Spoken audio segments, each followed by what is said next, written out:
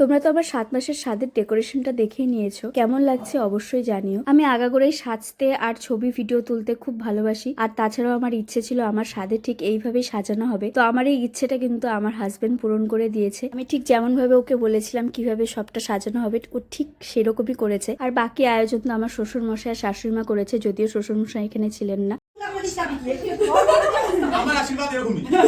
তোমরা আমার ছোট দেওরের কথা শুনলে তো, অ্যাকচুয়ালি এখানে কিন্তু একদম অল্প করে মুখ খা করে খেতে হয়, আর ও আমাকে একদম চামচে ভরে ভরে খাওয়াচ্ছিল আর বলছিল আমার আশীর্বাদ কিন্তু এরকমই। আর স্বাদের তো প্রচুর নিয়ম থাকে, এগুলো তো আর বলে শেষ করা যায় না। এরপর সবাই আমাকে আশীর্বাদ করছিল আর এক এক করে আমাকে পায়েস খাইয়ে দিচ্ছিল। তারপর তো ছবি তোলার অন্ত ছিল না, প্রচুর ছবি তুলেছি, প্রচুর ভিডিও নিয়েছি, মামামের সাথে বাকি সবার সাথেই তুলেছি। এরপর কিন্তু আমি এক এক করে সবাইকে পায়েস পিঠে সবকিছু খাইয়ে দিচ্ছিলাম, কারণ আমার পক্ষে তো এত কিছু খাওয়া সম্ভব না। পেয়েছিলাম ছোট ছোট ননদ দেওরকে, আবার সাথে ছিল মাম্মামও, ওদেরকে বেশি করে খাইয়ে দিয়েছি।